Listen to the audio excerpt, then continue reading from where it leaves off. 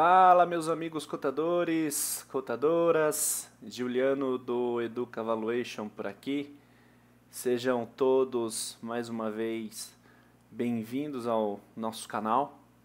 Hoje nossa aula será sobre o teste de impairment, né? A aula 3 do teste de impairment, CPC-1, o IAS 36.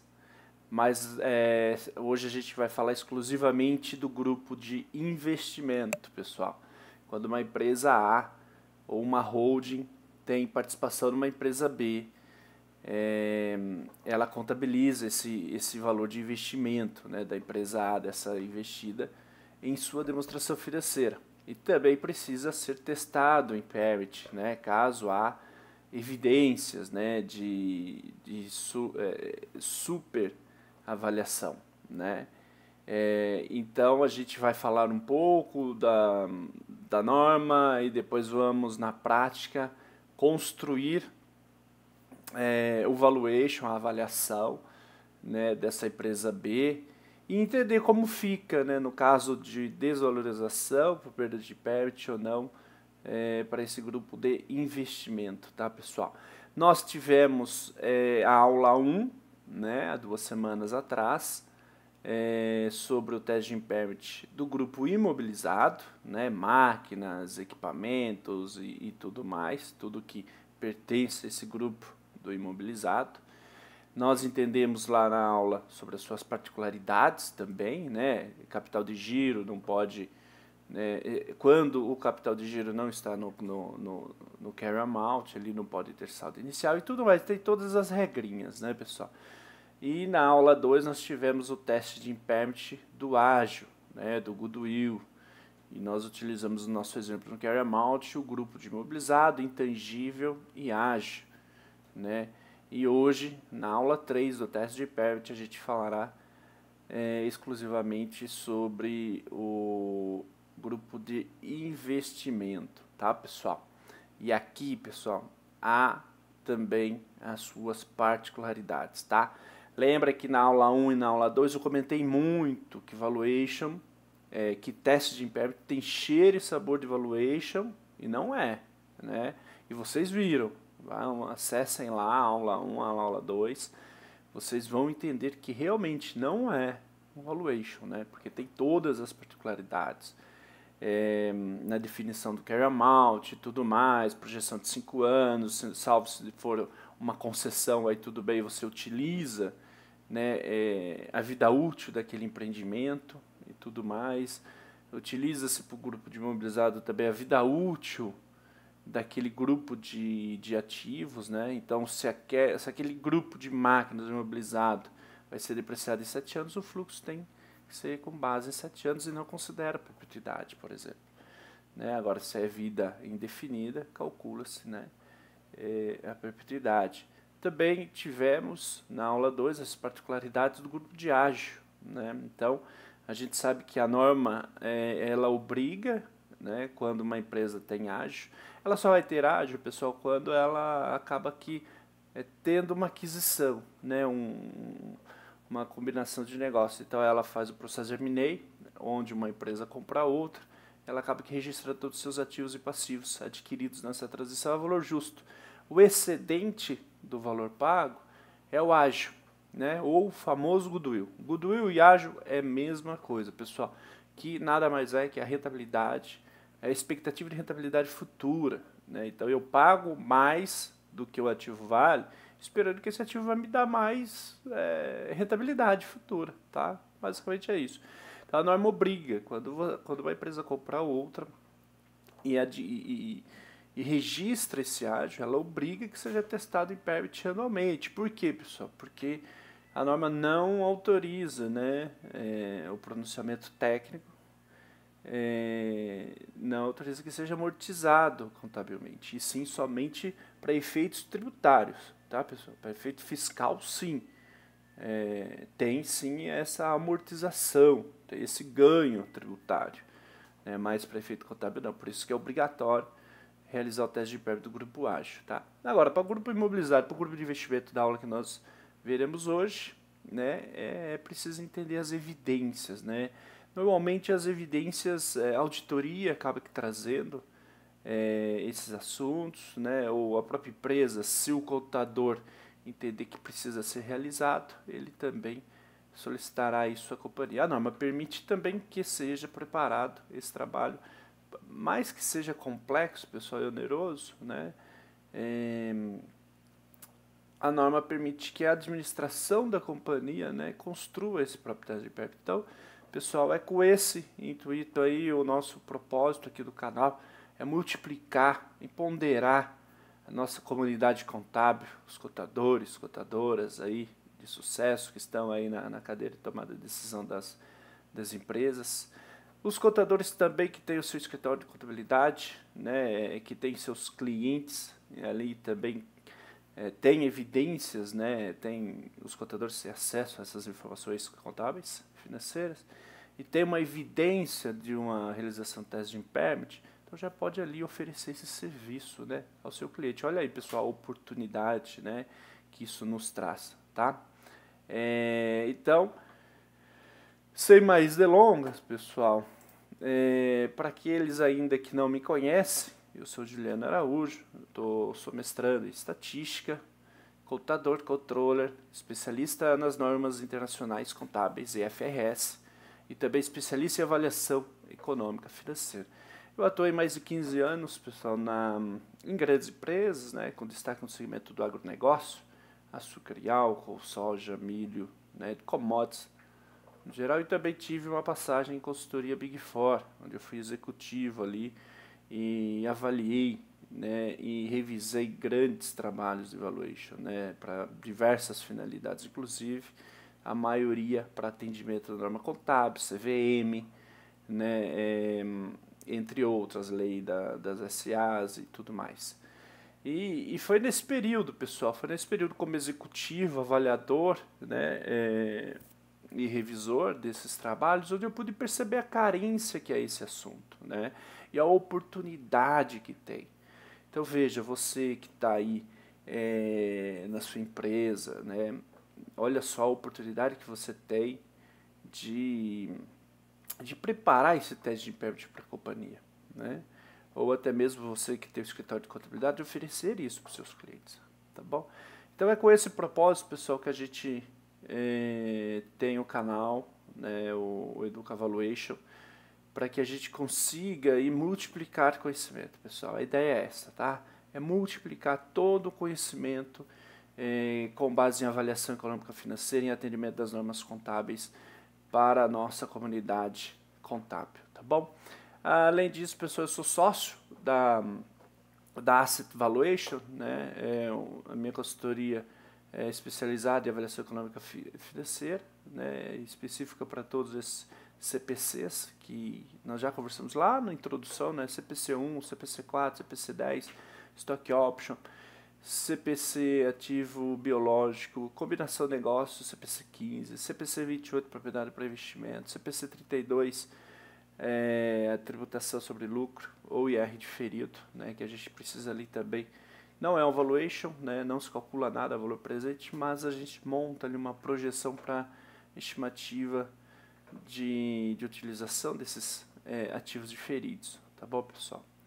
Então, como executivo em avaliação, como eu disse para vocês, pessoal, eu liderei grandes projetos de avaliação de empresas, processo de fusões e aquisições, reestruturações societárias, CVM, FIP, FI e FIA, né, são os fundos de investimentos, né, em participações, e imobiliário, em ações e tudo mais, tudo embaixo das regras da CVM.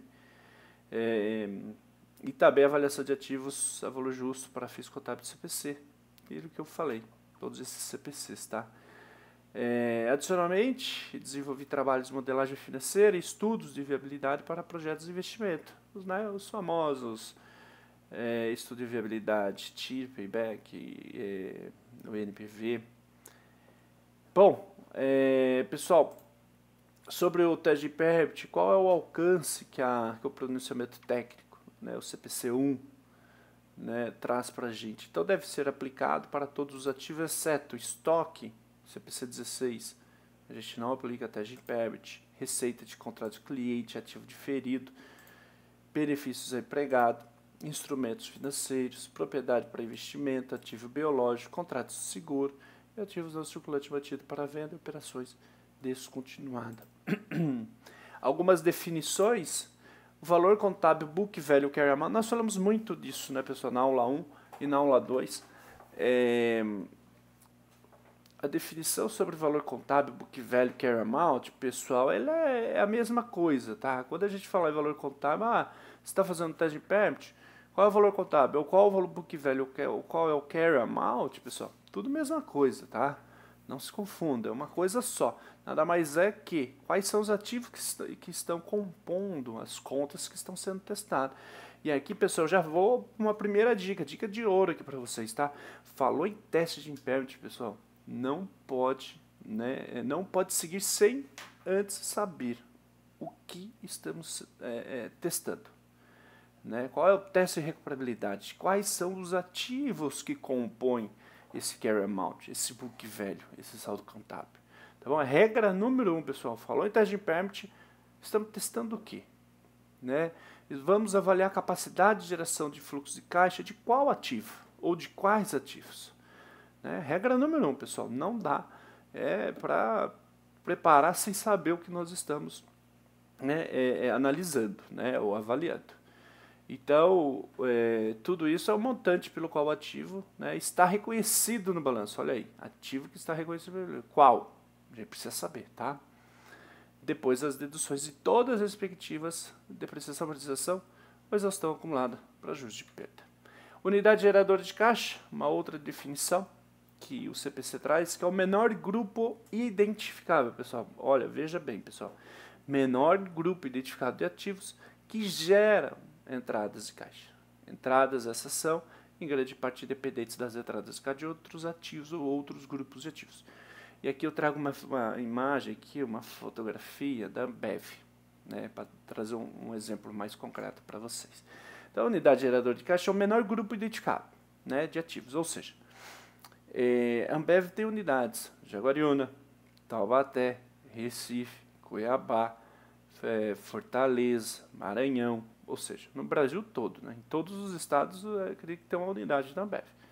Então, como a gente definiria a UGC no caso da Ambev? Então, cada planta da Ambev é uma UGC. Eu não consigo ir lá para um grupo de máquinas isoladamente falar que aquilo é uma UGC, ou uma máquina só. Uma máquina é uma UGC, que a norma fala, o menor grupo identificado de ativo. Eu não consigo, né? Porque uma máquina depende da outra ali naquela planta, né? Então, a gente define a UGC como uma planta, né? Da estrutura como um todo, tá bom, pessoal? Outra definição, o que é o teste de recuperabilidade, né? O valor recuperável.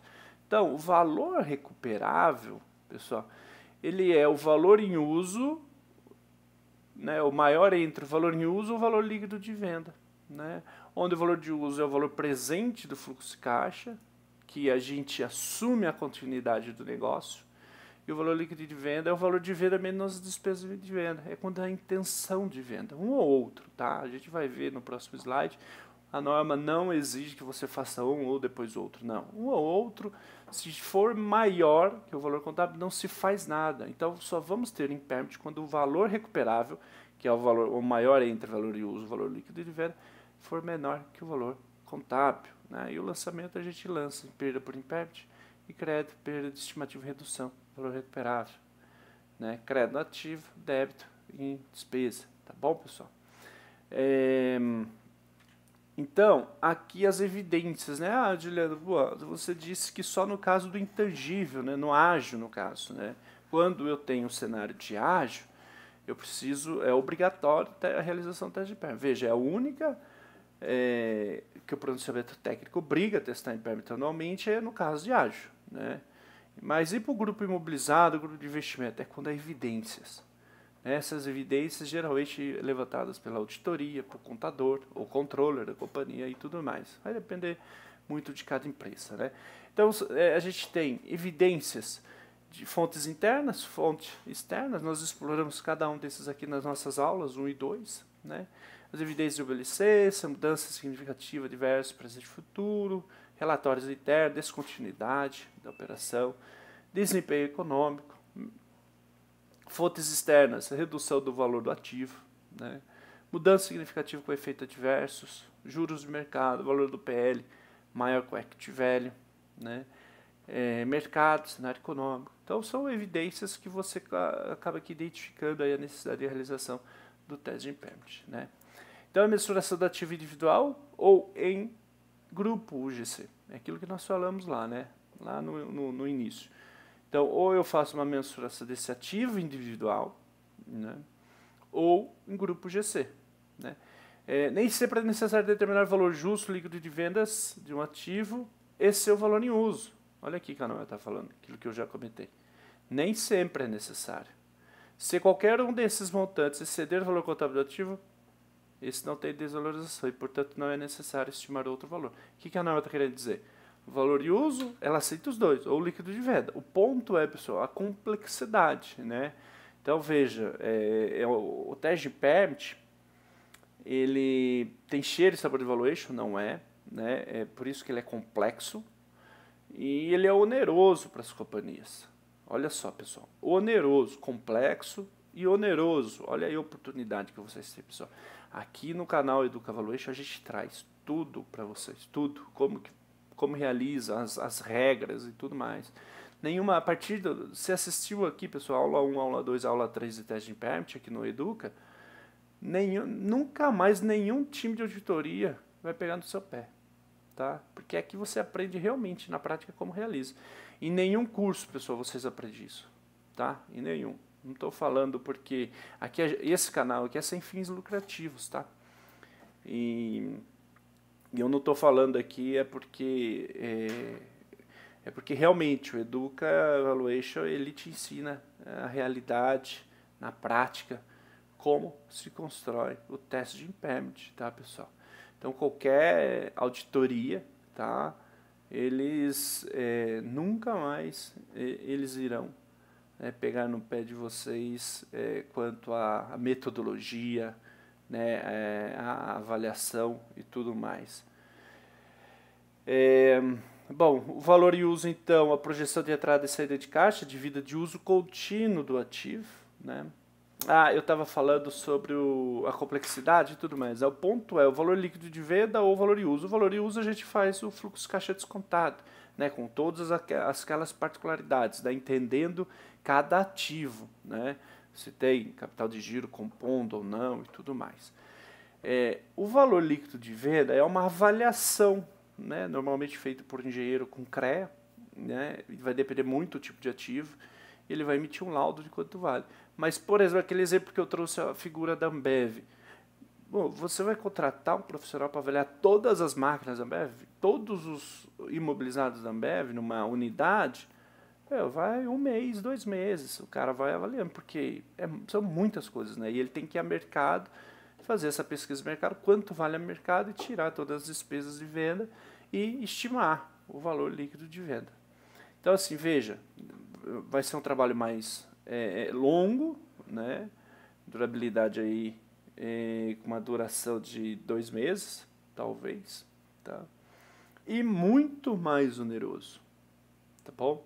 Agora, por outro lado, o valor em uso acaba que mais simplificando, é um fluxo caixa descontado e tudo mais, e a própria empresa pode preparar isso. Olha aí a oportunidade que vocês têm, pessoal. Olha aí a oportunidade que vocês têm, pessoal, tá? Então, o valor e uso é a projeção de entrada e saída de vindas do uso contínuo ativo, né? Baseado no orçamento da empresa, tá? As projeções de saída devem considerar a condição atual e a manutenção de ativo e não devem conter as contas não operacionais como ativo financeiro. Pessoal, super importante que eu vou dizer aqui. Na aula 1, nós falamos do teste de impairment do imobilizado. Na aula 2, impairment sobre o intangível, ágil, né?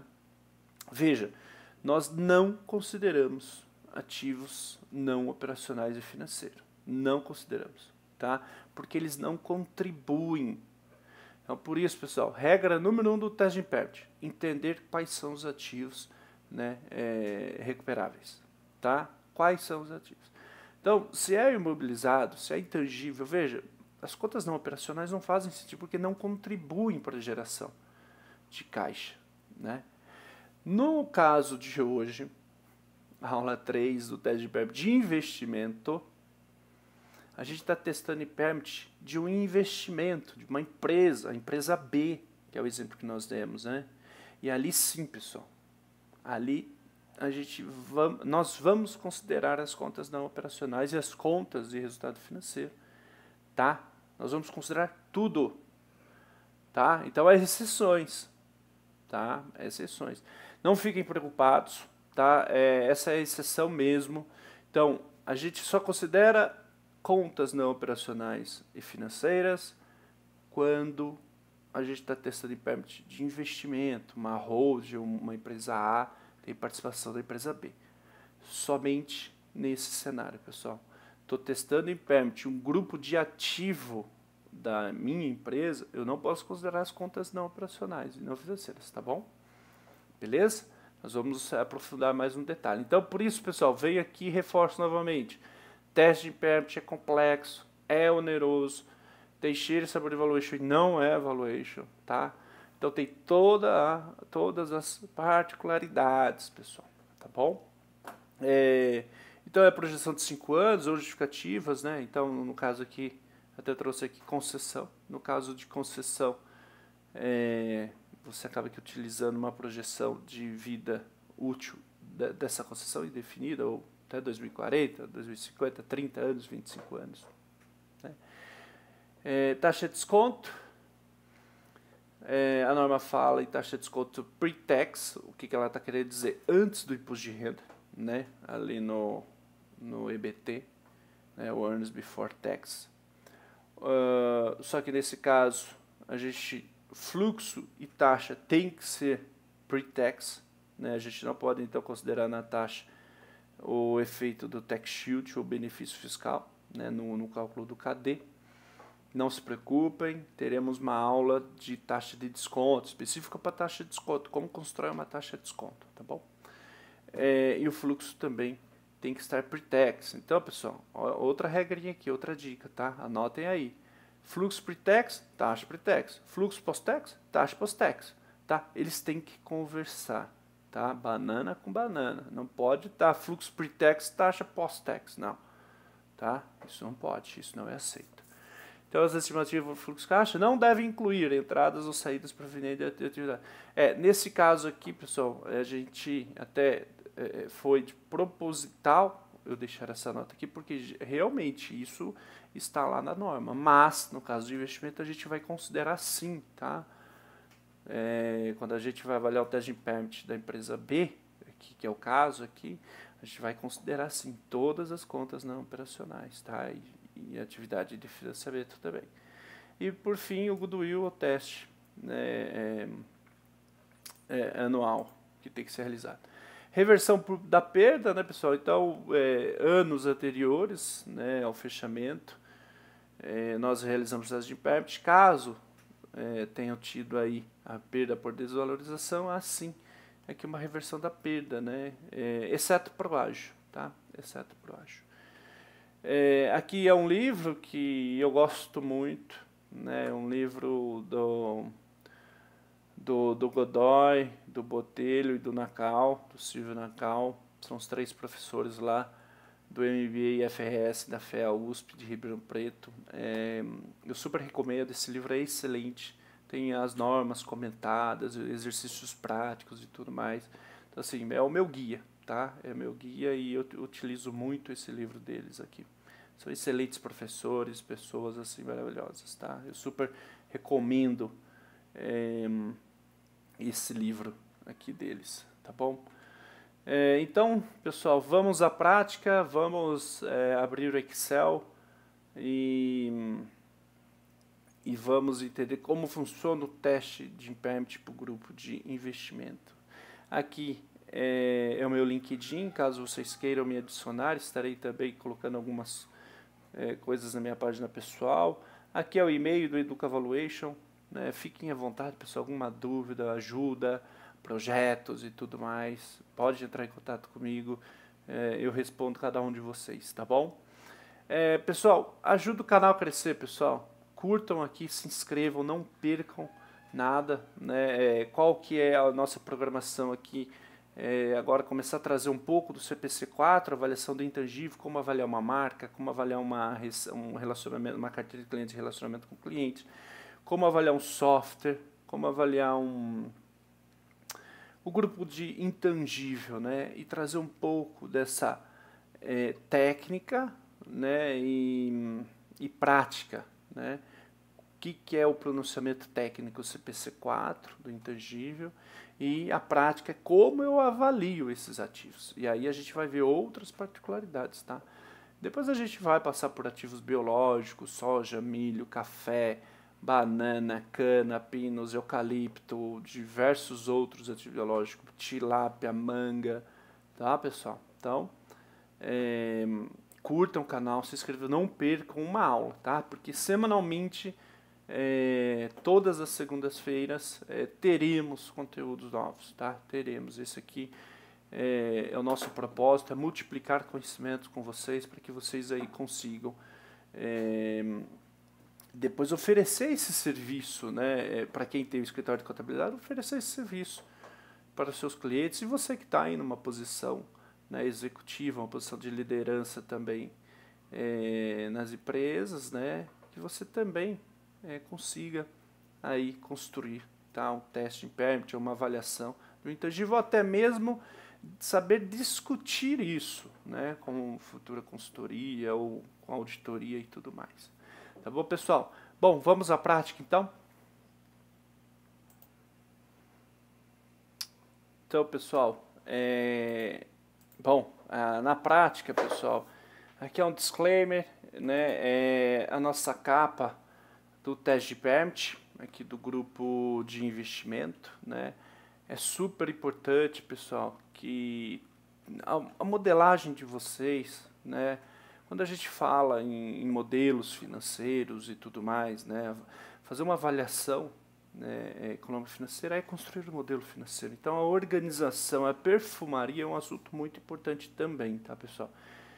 Então, assim, o color code, vocês terem um color code no material de vocês é super importante isso, tá?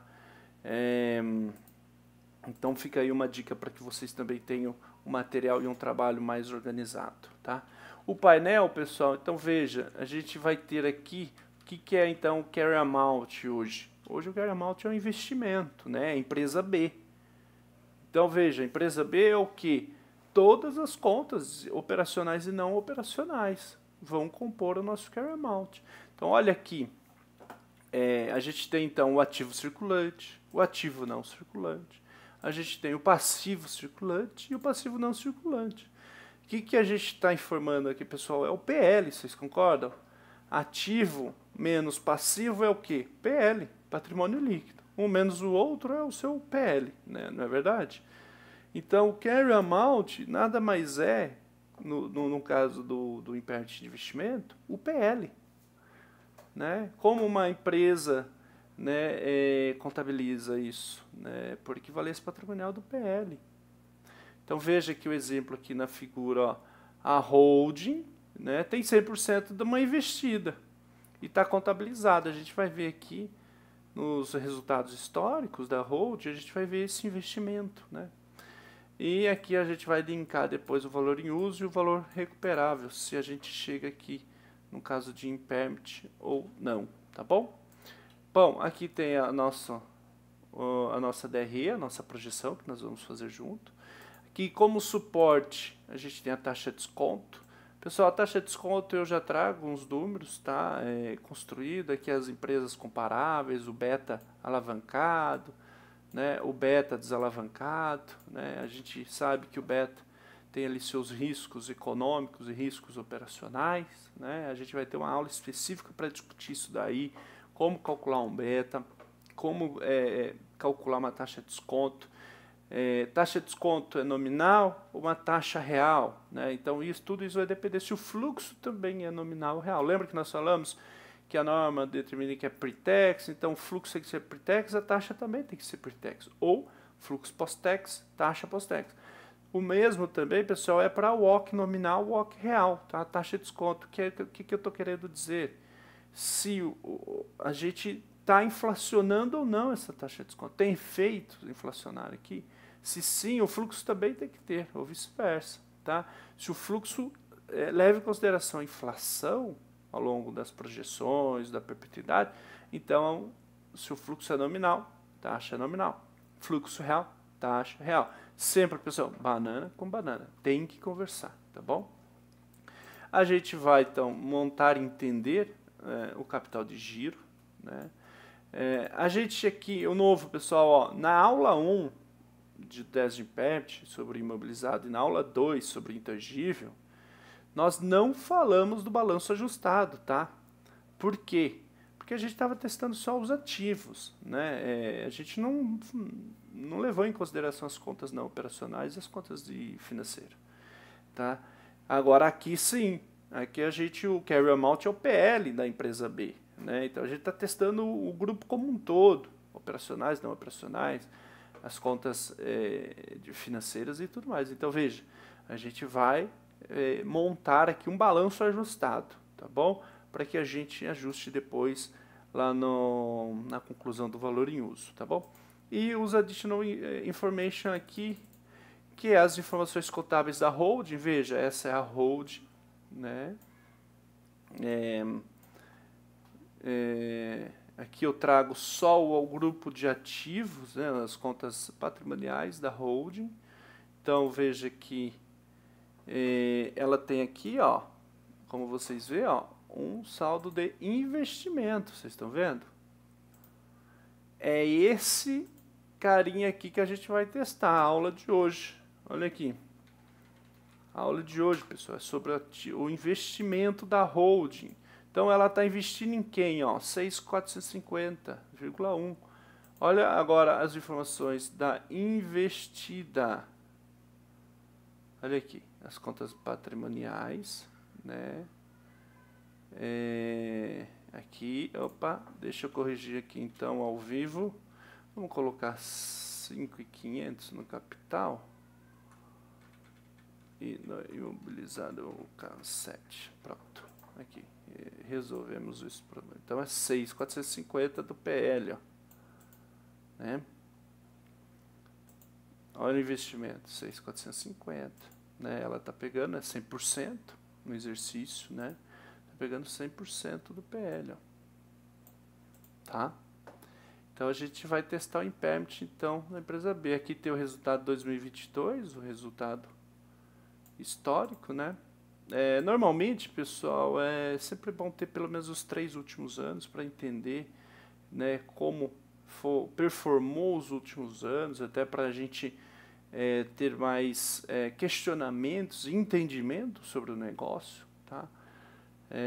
Como avaliador, pessoal, a gente precisa assim entender do negócio, tá? A gente precisa fazer antes do início do trabalho, fazer uma entrevista com os executivos, pessoas líderes da empresa, tomadores de decisões, para entender a funcionalidade, o mercado daquilo, tá? É super importante que a gente faça isso, tá bom? Bom, vamos lá então.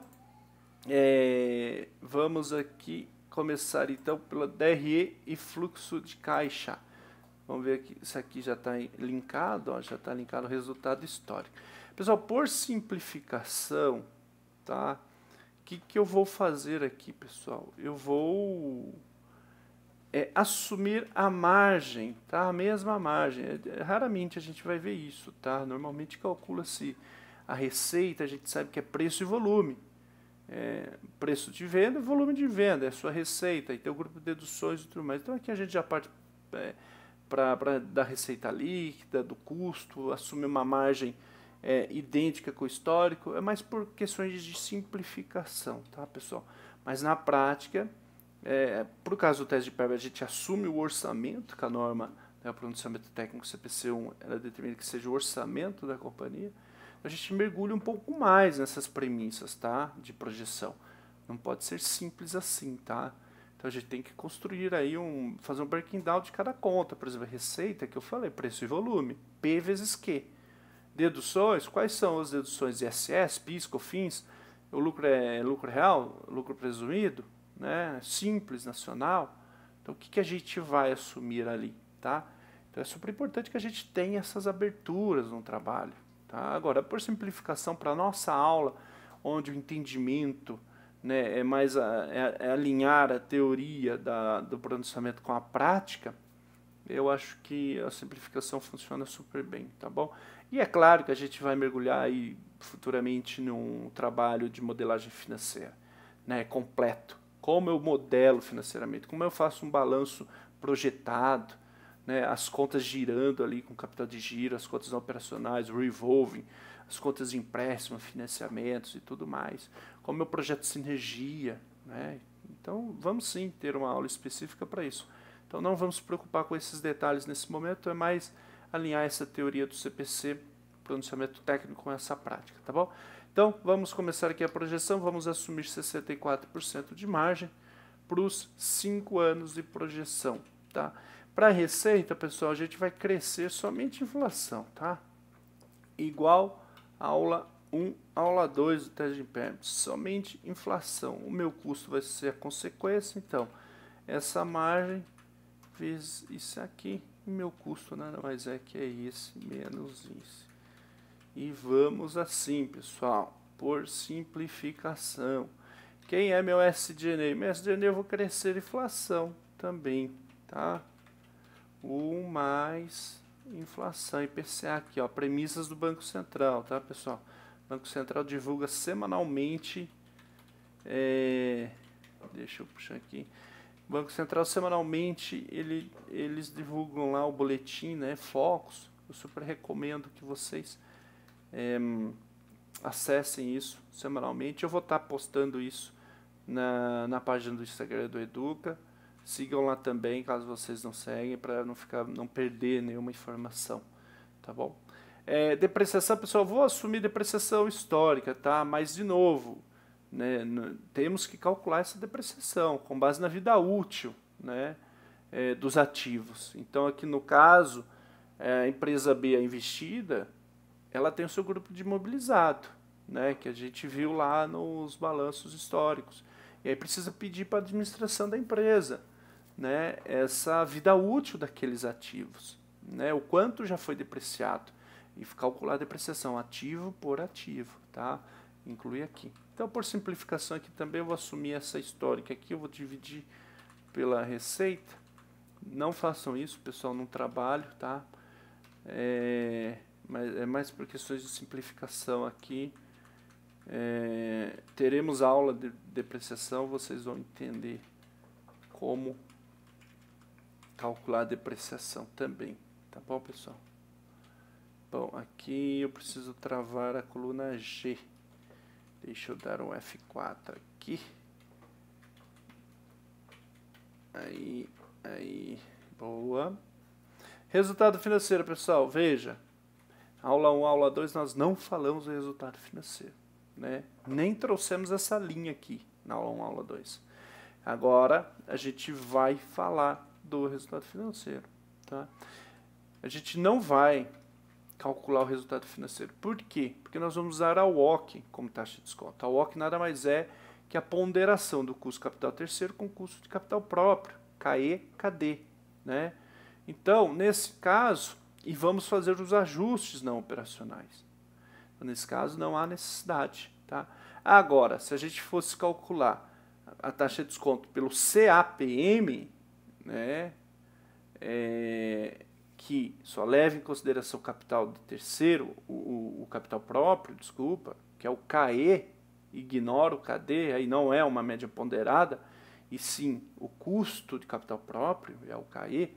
Nesse caso, a gente precisaria modelar aqui o resultado financeiro, tá?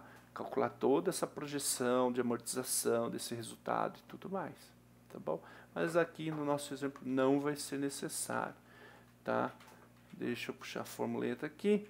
E imposto, vamos considerar aqui 34%, que eu acho que já deve estar aqui, 34%. Opa, 34% desse carinha aqui, pessoal, ó.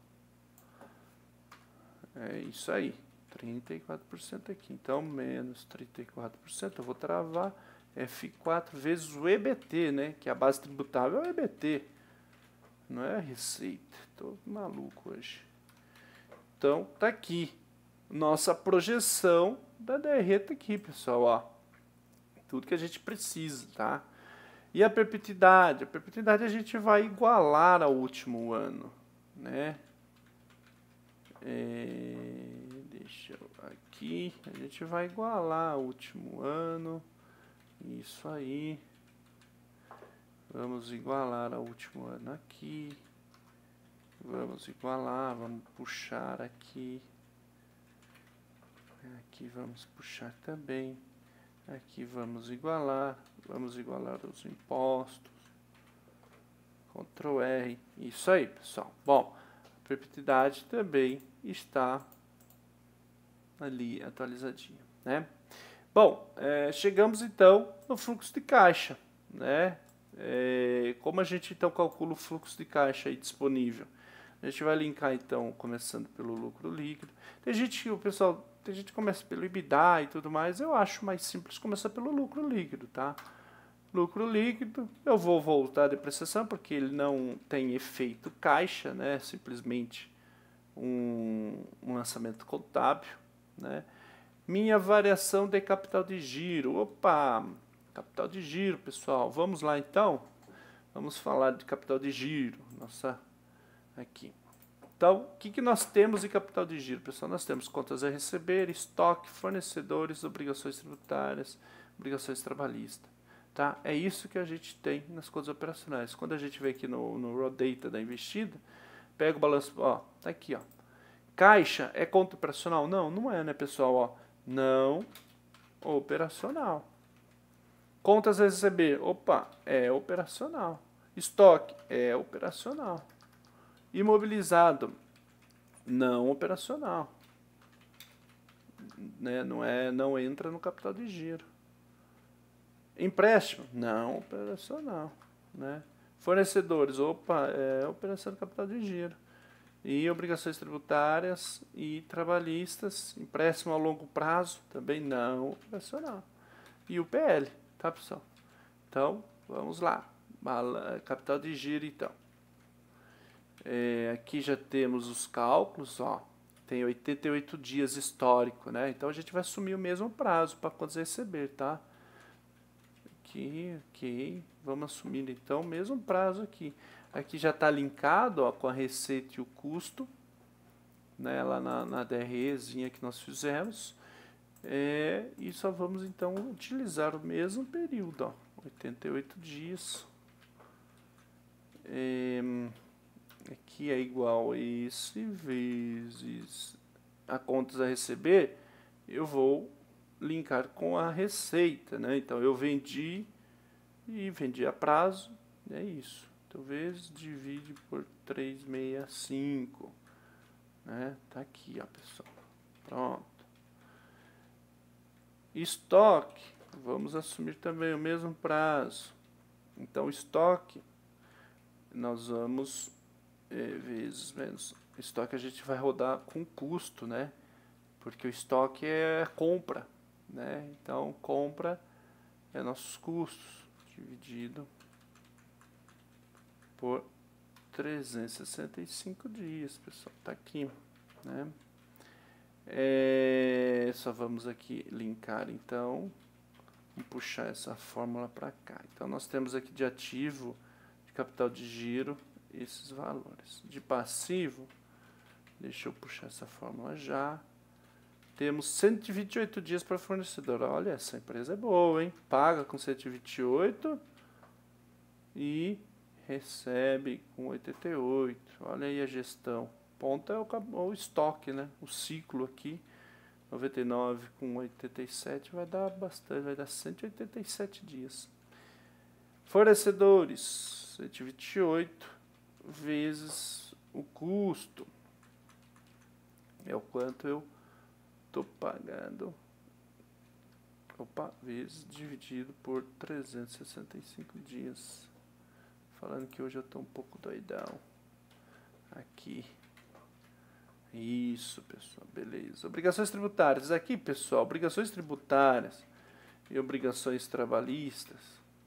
Normalmente a gente conta com um grupo de SG&A, despesa administrativa, né, ou despesas o seu próprio grupo lá de projeção. Como na nossa DRE, por simplificação, nós assumimos uma única linha de SG&A, aqui então eu só estou girando eu vou girar contra a ROL, tá? Mas o correto mesmo seria girar para suas respectivas contas lá na abertura do SG&A, no fluxo caixa, tá? Na DRE. Então na DRE lá vai ter todas as despesas administrativas, comerciais e tudo mais, e a gente utilizaria essas contas, tá bom? Então 17 dias vezes eu vou utilizar a ROL, tá? Dividido por 365 dias. E vou puxar aqui. Vou fazer o mesmo aqui. Vezes ROL dividido por 365 dias. Aqui, isso. Pô, beleza. Já temos também aqui a nossa projeção, a nossa modelagem do capital de giro. Então, quem é o nosso capital circulante líquido, pessoal? É ativo menos passivo, né? Ativo menos, passivo, tá aqui. Então, o que a gente precisa, pessoal? A gente precisa da variação de um período para o outro, que é a nossa necessidade de capital de giro. Nossa necessidade é, então, no ano 1, um menos o outro, 133, né, pessoal? Mas, Juliano, 133 o quê? É negativo, né, pessoal? Porque a gente vai ver aqui, ó, né? A gente aumentou nossa capital circulante líquido, né? E onde o nosso ativo é maior que o passivo. Juliano, vamos tirar a prova? Não entendi direito. Como que é isso? Bom, vamos lá. Contas a receber. Como a gente calcula, então, a variação do contas a receber? É o ano, todas as contas de ativo, pessoal, a gente calculou o ano anterior menos o ano atual, tá? Então, contas a receber 5 menos 6. O que está querendo dizer aqui? Vamos interpretar resultado por resultado, pessoal, porque a gente aqui aprende na prática, né? 262, o que aconteceu? Você tinha um contas a receber de 5.800, agora passou a ter 6,65. Você aumentou o seu contas a receber. Isso quer dizer que você vendeu mais a prazo. Se você vendeu mais a prazo, você tem menos caixa. Você está impactando o seu caixa nesse período em 262, tá? E no estoque, mesma coisa. 2.300 menos 2.400. Opa, menos 2.400. Opa, menos 104. O que quer dizer, pessoal? Você estocou mais. Estoque é dinheiro parado, pessoal. Prejudicou o caixa, né? Fornecedores. Agora, conta de passivo, pessoal. Ano atual menos o ano anterior. Então, aqui menos esse aqui. 134. O que está acontecendo aqui? Positivo. Quer dizer que eu comprei mais a prazo, meu cliente está me financiando, eu blindei meu caixa. Ao invés de pagar o meu fornecedor à vista, eu falei para ele, ó, te pago em 90 dias, 120 dias, beleza? E ele topou. Então, eu comprei 134 mil, né, a prazo. Então, opa, impacto positivo na minha necessidade de capital de giro. Obrigações tributárias. Vamos lá fazer. O que aconteceu com as minhas obrigações tributárias? Eu deixei de pagar imposto, 49. E obrigações trabalhistas, pessoal. Olha aí, 49 também. Eita! Agora a gente soma tudo isso aqui, pessoal, para entender qual que é a nossa variação de capital de giro. Olha aí, menos 133. Por isso que eu falei, esse valor aqui, ele é valor, né, é com saldo. A gente tem que levar lá no fluxo com saldo invertido, pessoal. Aí, tá batendo ou não tá batendo, pessoal? Olha só. Vamos puxar aqui agora tudo aqui. Ó. Olha aí, pessoal. 133, 122, 126, 131, 136. É uma forma de você, né, entender na prática o que está acontecendo com a sua projeção, né?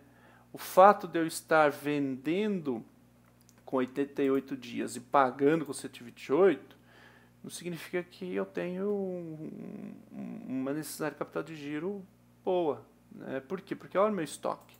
Então, o período de estoque com o período que eu recebo, esse fluxo operacional é de 187 dias. Ele é muito superior ao fornecedor.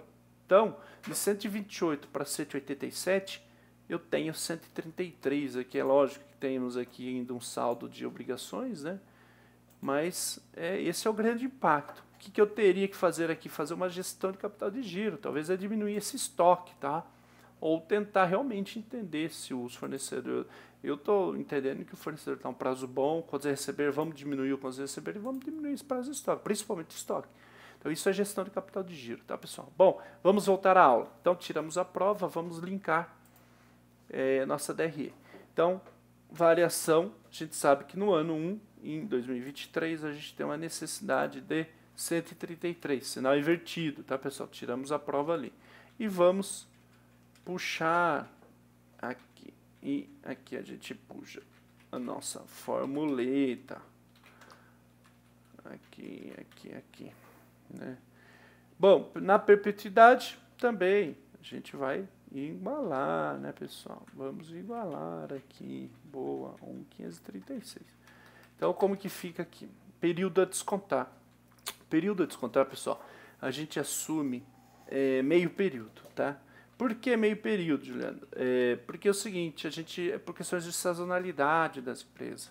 Então, é claro que tem as suas particularidades, né? Mas a gente assume que nem tudo acontece no início do ano e nem tudo no final do ano. Então, a gente assume que acontece tudo no meio do ano, né? Meio, tá? E aqui, mais um. Então, é por isso que a gente assume esse período. É claro que as suas particularidades, por exemplo, shoppings, pessoal. Shopping a gente sabe que o final de ano, essa época, shopping vende muito, né? Então a gente não calcula meio período para shopping, né? Ou como eu fui executivo aí do agronegócio também, soja, milho tem o seu período, né? Geralmente as empresas do agronegócio têm o seu período fiscal, né? Diferente das demais empresas, então pode ser que tenha também alguma particularidade aí, tá bom? Mas 95%, 90% dos casos é meio período, tá? Fator de desconto. Primeiro vamos linkar a taxa de desconto aqui, né? Vamos lá pegar o fluxo, pessoal. Vocês viram que o fluxo é nominal, nós usamos inflação, então a WOC também tem que ser nominal, tá? Então a WOC nominal 13,57, tá? De acordo com todas essas premissas aqui. Não fiquem preocupados, teremos uma aula que falaremos sobre taxa de desconto, onde a gente vai transitar aqui cálculo a cálculo, tá? Principalmente aqui no cálculo do beta, aqui em cima que vocês estão vendo, tá bom, pessoal? Então, taxa de desconto 13,57, né? Então, é igual 1 dividido por 1 mais a taxa de desconto, eu vou dar um F4 para travar, elevado ao meu período a descontar, meio período, né? Então eu já tenho aqui um fator de desconto. Agora é só multiplicar o fator por esse fluxo aqui operacional. Isso já estou trazendo o valor presente, pessoal. Ó. O quanto vale esses 1.536 hoje? Vale 866, ó, tá aqui, tá? Então aqui a soma do meu fluxo de caixa no período explícito nos 5 anos é esse aqui, pessoal, 5.198, né? E a perpetuidade, né? Como calcula a perpetuidade? Você igualou tudo agora, e aí agora a perpetuidade? Agora a gente vai fazer o cálculo da perpetuidade. Então a gente vai aqui, opa, igual esse cara vezes 1 mais, vamos crescer a inflação aqui nele, 1 mais a inflação do último ano, né, dividido pela WOC menos a inflação. Tudo isso, pessoal, multiplicado pelo fator de desconto do último ano. Simples assim, pessoal. Quanto vale a minha perpetuidade nesse investimento? 9.300. Tá arredondando, 9.300. E a gente vai trazer aqui, então, esse valor aqui, ó, 9.336. Tá? Qual, então, é o nosso fluxo de caixa operacional da empresa investida, da empresa B, 14.534, pessoal. E os ajustes não operacionais? Esse é um ponto novo, pessoal. Isso nós não vimos na aula 1 e nem na aula 2. Por quê? Porque na aula 1 foi sobre investimento, os ativos de investimento. São os ativos operacionais e tudo mais. Na aula 2 nós vimos sobre intangível, né, ágil. Agora na aula 3 não, a gente está falando sobre investimento, sobre uma empresa, onde o carry amount é o PL dessa empresa. Então a gente aqui precisa fazer o ajuste não operacional. Então nesse caso teremos uma nova consideração, que é o ativo, o balanço ajustado, né? Então, o que é o balanço ajustado? Caixa, a gente vai ajustar? Vamos ajustar então, menos o caixa. A gente vai ajustar coisa a receber? Não, coisa a receber não foi no giro, a gente não incluiu aqui, ó, no capital de giro, ó, contas a receber aqui em cima, ó, então não ajusta, tá? Estoque é a mesma coisa, tá lá no capital de giro. Empréstimo, empréstimo a gente vai ajustar, tá? Porque nós utilizamos uma WOC e nós não consideramos o resultado financeiro no fluxo caixa, então nós temos que ajustar, tá? Fornecedores, obrigações, isso está tudo no capital de giro, pessoal, ó. E esse empréstimo a gente vai ajustar também, pessoal. Pronto. Qual é o nosso valor de ajuste operacional? 3.771. Então a gente simplesmente vem aqui e linka menos sinal invertido, 3.771. Né? Por quê? A gente tem 4 milhões de dívida no longo prazo e 3.800 no curto. 4 com 3.800 dá 7.859. Menos esse caixa é dinheiro, né? Dá esse saldo de 3.771 negativo, porque a dívida é maior, né, que o caixa, né? Ou as contas de passivo são maiores que as contas de ativo, por isso é negativo, tá? Então aqui a gente tem o nosso valor no equity dessa empresa. Essa empresa é 10.763, pessoal, tá? Bom, já temos então nosso valor em uso, né? Então nosso valor em uso aqui deixa eu aqui, painel. Vamos entender aqui então o valor em uso. Vamos linkar com a DRE 10763. E o carry amount, ou PL dessa empresa, vamos linkar ativo circulante. Deixa eu linkar aqui no balanço ajustado. Eu tenho ativo circulante de 12. Eu tenho ativo não circulante de 6. Né? Eu tenho passivo circulante. Aqui vamos colocar menos passivo circulante, 9. E aqui eu tenho passivo não circulante, tenho 4. A gente vai chegar nesse mesmo resultado aqui, 31. Aqui eu vou fazer a soma. 5.440. Deixa eu só corrigir aquele. Nós fizemos o ajuste aqui e eu não ajustei aqui, né? Deixa eu só ajustar aqui essas contas que nós tínhamos feito aqui na database. O ideal é que fique linkado, tá, pessoal? Aí, pronto. Então, o PL é de 6.450. O que nós estamos vendo aqui, pessoal? 6.450. Então, ativo, circulante, não circulante, passivo, circulante, não circulante, ativo menos passivo é o PL, né, pessoal? Então, veja que a gente está testando o PL, por isso que a gente inclui todas as contas não operacionais. 4.650. Qual é o nosso valor em uso? 10.763. Então, veja, pessoal, aqui nesse caso a gente tem um cenário de valor recuperável, valor contábil positivo. Então a gente não tem impairment nesse caso, tá? Nesse caso a gente não tem impairment, tá bom, pessoal? Bom, pessoal, é isso, tá? A gente termina então hoje aqui a sequência das aulas de teste de impairment. Nós tivemos então teste de impairment de imobilizado, teste de impairment de intangível e teste de impairment de investimento, tá? Na próxima semana iniciaremos as aulas de avaliação de intangível, né? E aí a gente vai avançando para outros assuntos, outros CPCs, tudo bem? Não percam, pessoal, não percam, tá? Toda semana a gente terá conteúdos novos para vocês aqui, tudo bem? Então curtam a página, se inscrevam, ajuda o canal a crescer. Esse canal tem o propósito aí de multiplicar, empoderar a nossa comunidade aí contábil, né? Os contadores, contadoras, que tem o seu escritório de contabilidade ou que está se posicionando numa grande empresa aí, tá?